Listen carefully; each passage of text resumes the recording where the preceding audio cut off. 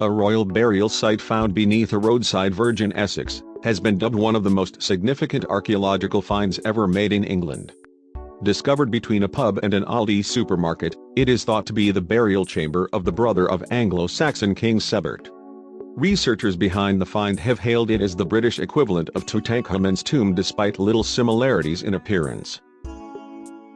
Belying its unglamorous location, inside the chamber are 40 artifacts thought to have belonged to the ancient Essex Prince Saexa.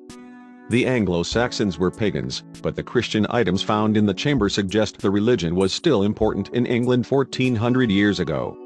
It is the earliest Christian Anglo-Saxon princely burial found in the UK, according to experts from the Museum of London Archaeology. Royal families emerged in Anglo-Saxon times in Kent, Essex and across southeast England.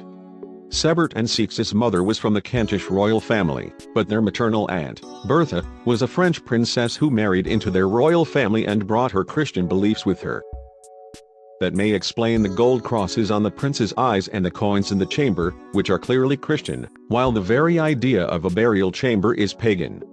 The researchers say, the site represents a transitional moment in this country's history before Christianity took over. Experts are fascinated by this time in English history as Anglo-Saxon kingdoms were emerging, with separate royal families in different parts of the country. The name Essex comes from the East Saxon families which ruled over this part of England. Just like Tutankhamun's famous tomb in Egypt, it is completely intact, with looters and 19th-century amateur archaeologists having been unable to find it as the mound on top of it collapsed. Sophie Jackson, director of research for MOLA, which was involved in studying the chamber, said, "This is one of the most significant archaeological finds ever seen in England. It is the British equivalent of Tutankhamun's tomb as everything in it is just as it was left 1,400 years ago. It was found on an unpromising site, which is just really a grass verge, but this is an aristocratic burial site and the artifacts provide a great insight into religious life at the time." The chamber discovered the Essex town of Prittlewell, contains nothing of the prince thought to be buried there except some enamel fragments from his teeth, which show he was older than 6. But 2 gold foil crosses, thought to have been placed over his eyes, a gold belt buckle and shoe buckle suggest he was a man or teenager around 5 feet 8 inches tall.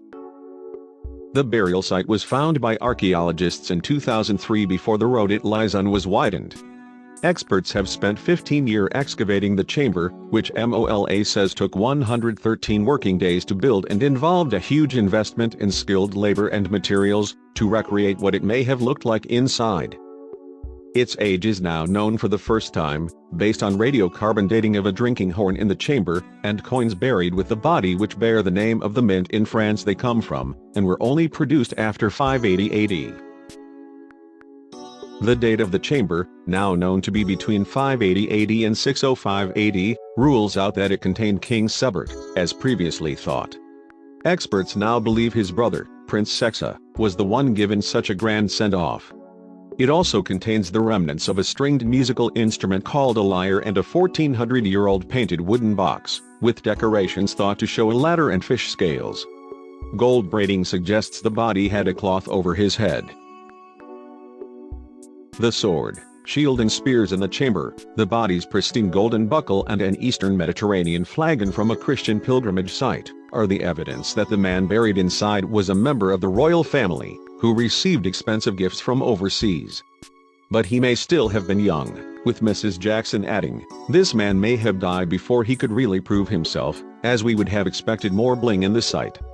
Some of the artifacts will be displayed at an exhibition at Central Museum in Southend which opens to the public on May 11th.